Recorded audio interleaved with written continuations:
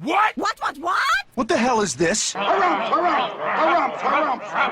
I didn't get a harumph out of that guy. Give the governor harumph. Harumph! You watch your ass. I see you shiver with anticipation. Let the show begin. Hey everybody, this is David Heretic coming at you with another edition of Reactions, Reviews, and Rants. And tonight! Oh, another long list. Here we go. What are we doing? Oh, well, I had a feeling this would be one of the bands. It was this or maybe two or three other bands that usually get a big, long list like this. We're coming back to Nightwish. Yes, indeed. Nightwish fans, feeling you. Come on now. Here we go. This is a request from, it's a long list, so I'm only going to do the names once. So if you want to hear your name, listen carefully, because I'm going to do it now. This is a request from Petra, Eva Varga, Bill Addercliffe, Frank Kowalski, Greg Kirk, Lisa Foster, Atomic Serena, Ian Knowles, The Ashlander, SJC 9121, Roger David Smith, Elam O'Biolan, Auntie Michaela, Cosmin Tudorino, Goran Elez, Anders McNosen, Timo Arula, Clive Matthews, Andy Leach, Paul Matthews, Clive and Paul, are they related? Irene Vanderstock, Jackie Sampson Marat, Derek M., Raymond B. Crisp, Nick R., Hans Joachim Velt, Doc8645, Coyote, Leah Van Wissen, Scott Clark, Alvaro Marson, Daniel Toscano, Johann Stang, Frank Maris, Hike Stempelkats.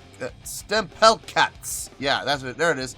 Hike Stempelkats, William Thomas, The Real Red A01, Anthony Ferguson, Ordinary Critic, Fleming Ostergaard, Prototype Beat Lab, Pearl Jammer 76, Craig Bolton, Duskwind, Fortuna, K. Maj, Luis Minton, Sarah Banas, Donna Hale, Valerie Dudau, 05 Smog the Golden, Alexandra Pervolovic, Tom Ward, John Van Splinter, and, most importantly, Home Gnome, because this was actually one of Home Gnome's 3 prioritized requests for the month of April for being a gold tier member on the Patreon page. So, here you go, Home Gnome, as well as everybody else that requested it, and everybody else that requested it. Make sure you guys thank Home Gnome, because otherwise, you'd be waiting about another year and a half before I got to this. So, yes, make sure you guys thank Home Gnome, because this was down in the low thousands. They all want to see me react to this song. It is a cover, if you can believe that. Nightwish covering the Pink Floyd song, High Hopes. Now, have I heard the song before? I've heard the original. I actually did a reaction to the original. It's somewhere on the channel. I'm sure you can find it. It's over there. Yeah, you'll find it, I'm sure. So I have heard the original, yes. However, I have not heard Nightwish do it. So, I will not be reacting to the original song in any way, shape, or form. I will only be reacting to and evaluating and scoring what Nightwish did to the original. Any differences they might have made, any embellishments or freedoms or liberties that they took. From what I understand, this is a live performance. I'll be taking the live performance into account as well. So, yeah, there's plenty for me to react to and evaluate and score. It's just saying it won't be the songwriting. It won't be the original song. So please keep that in mind. This was posted by Eduardo David Diaz Luporsi. Yeah, so Eduardo David Diaz Luporsi. And the video has 8.7 million views. It'll get you there. Other than that, there's really nothing else left to say. Link to the original video will be down below in the video description for your viewing pleasure at your leisure. Let's get started. What do you say? You ready? Are you ready? Because here we go. All right, here we go. High Hopes, Nightwish. There it is. All right, let's do this. All right, boy, let's do this.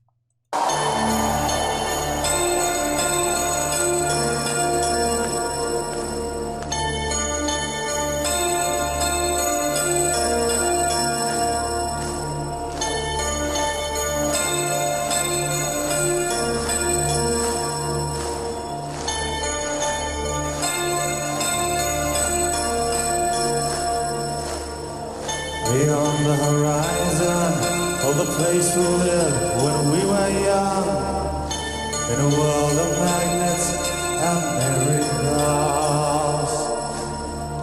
Our thoughts stray constantly, and without boundary, the ringing of the division bell had begun. Along the long road, long down to the causeway, still be there by the cut. There was a ragged dam that followed in our footsteps, running before time took our dreams away, leaving the myriad small creatures that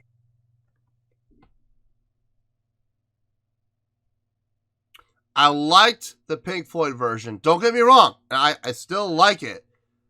I'm digging the feel on this. I love the direction they're taking this. It's so much darker. God, it's good.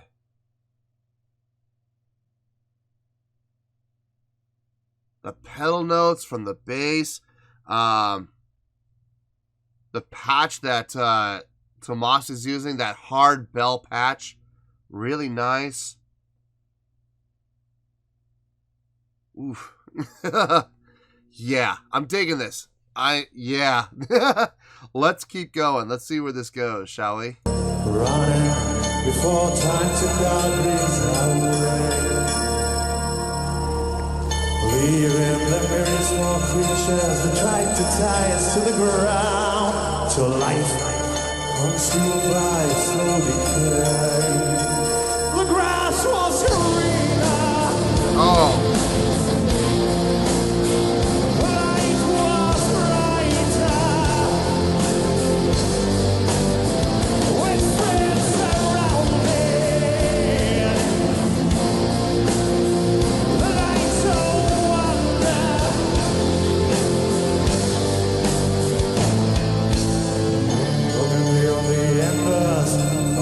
Is going behind us, to glimpse of how green it was on the other side. Steps taken forwards, but sleepwalking back again, dragged by the force of some inner tide. When the highest sound to kill with full like a pearl, we reach the dizzy heights of that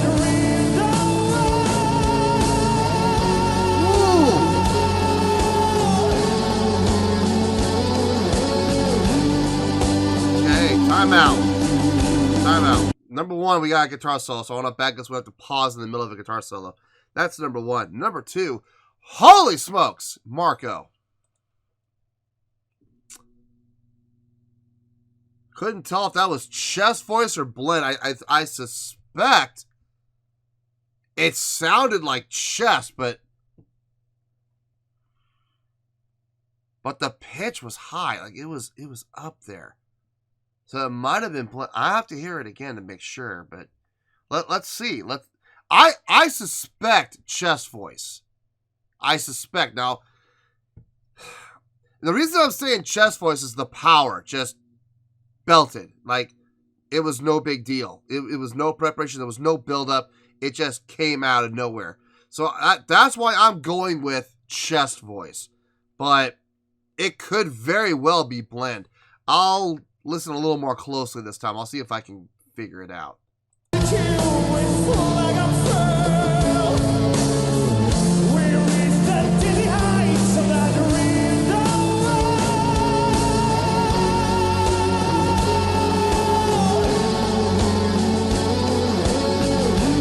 I still stay chest.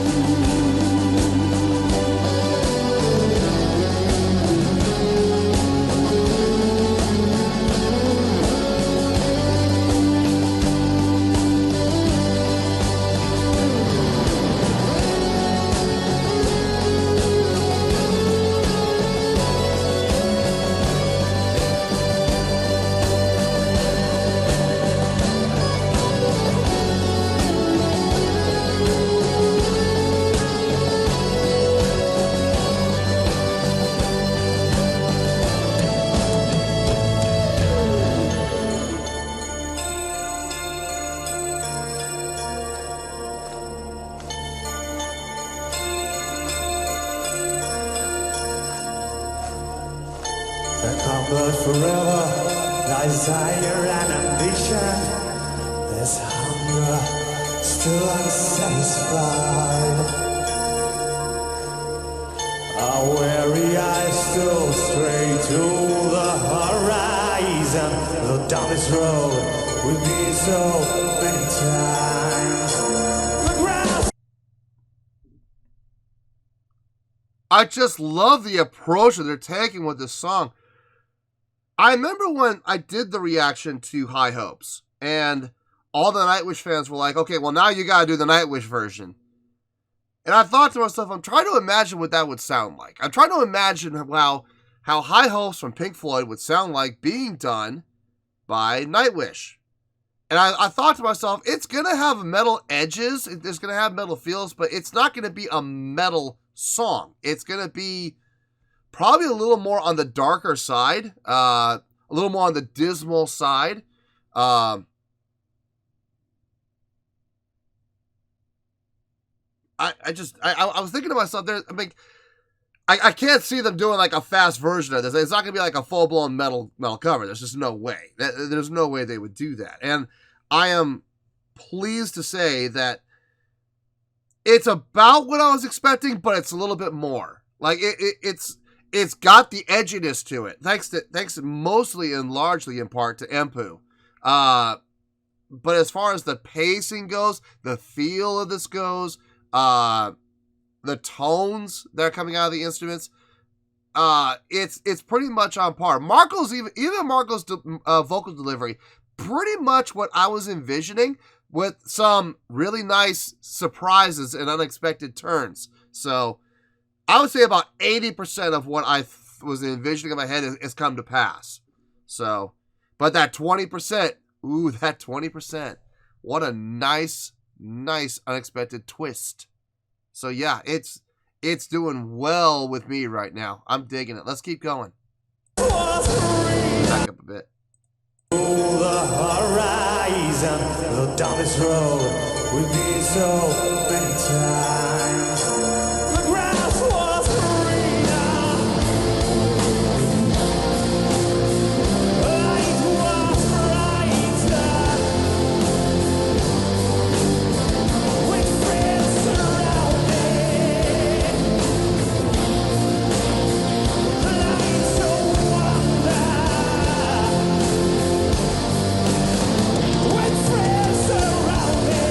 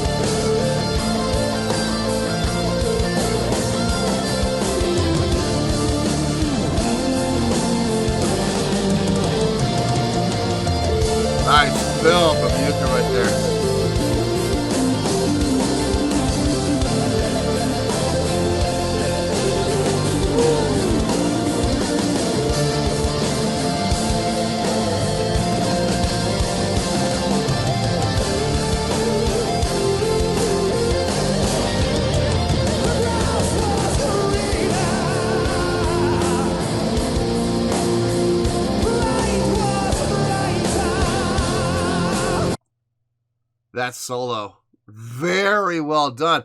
Watching Empu tap is not something you see too often, but when you do get to see it, it's fun to watch. He's got great tapping technique.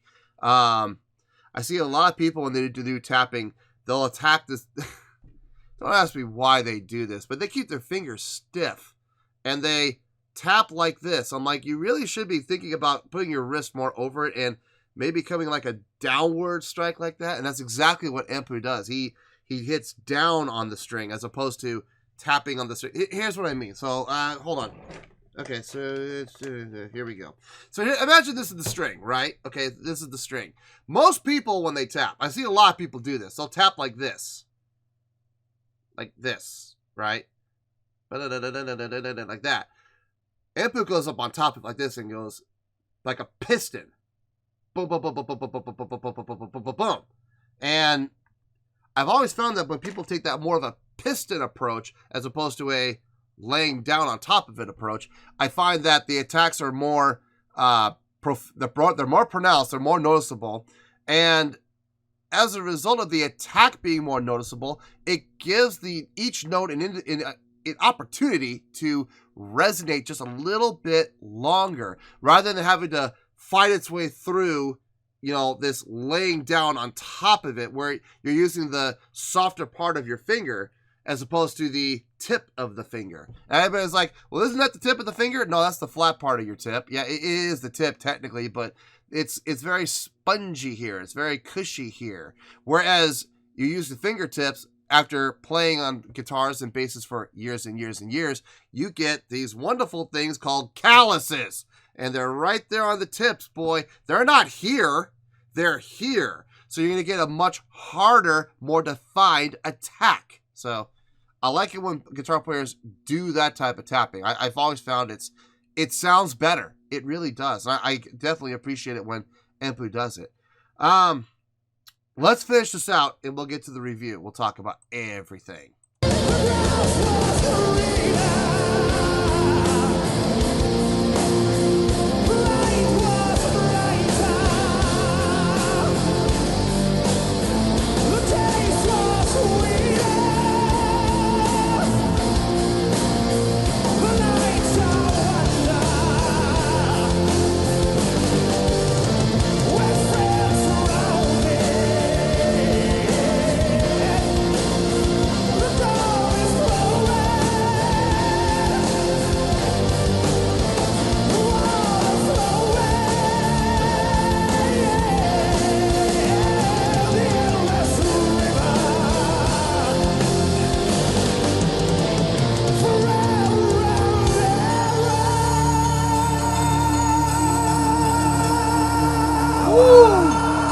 Dang, Marco.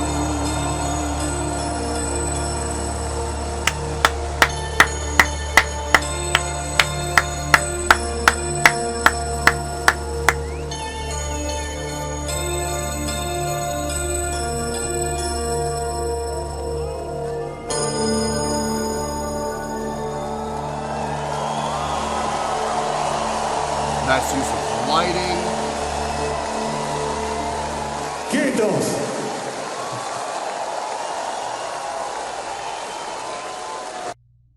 Wow. Wow. Okay. Let me gather my thoughts. I'll see you in the review. We're going to talk about this.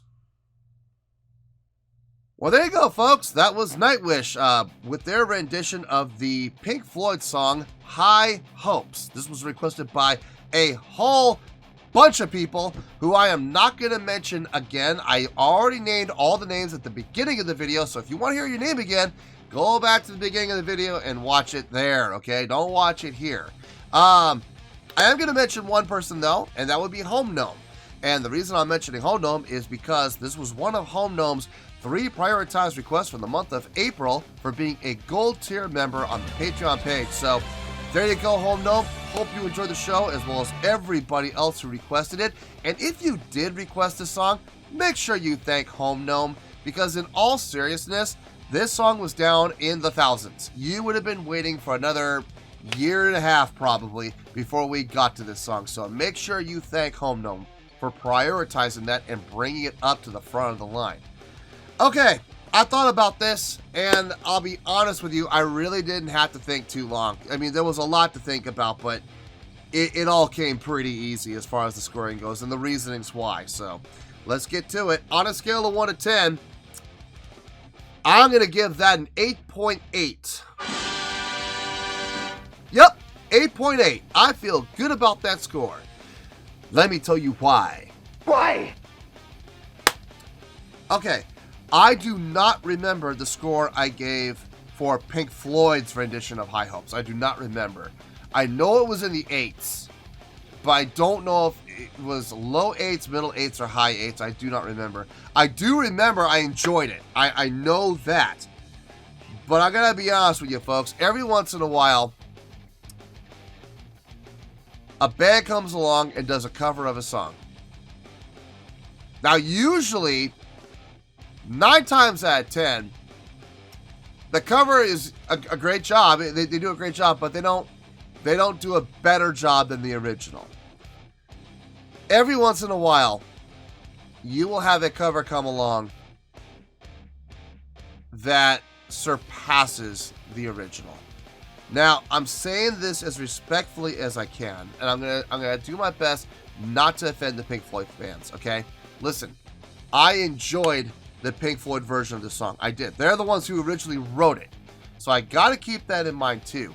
I do feel like the original, the Pink Floyd version, was prettier, more somber, had a like a spirit vibe to it, like a ghostly vibe to it, and it felt really good, man. I remember I enjoyed that song immensely. But I gotta be honest, this is more up my wheelhouse. They put such a different direction on it, from an attitude feel and from a feelings feel. Like this invoked a whole different set of feelings.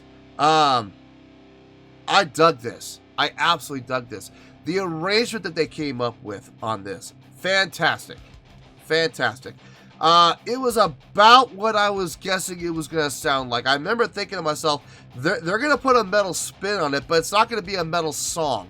It's not going to be full-blown, metal guitars, bass, drums. It's not going to be that. They're going to keep the somber mood, but it's going to be more intense. Whereas it was a little more relaxed and a little more subtle with the Pink Floyd version. There was nothing subtle about this. Nothing.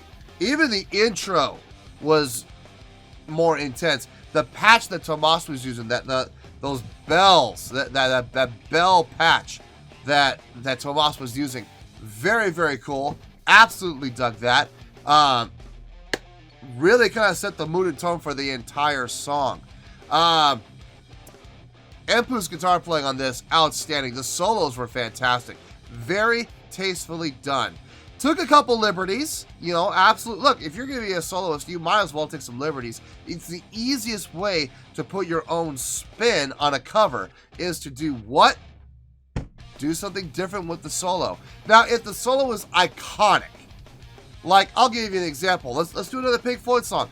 The guitar solo for Comfortably Numb.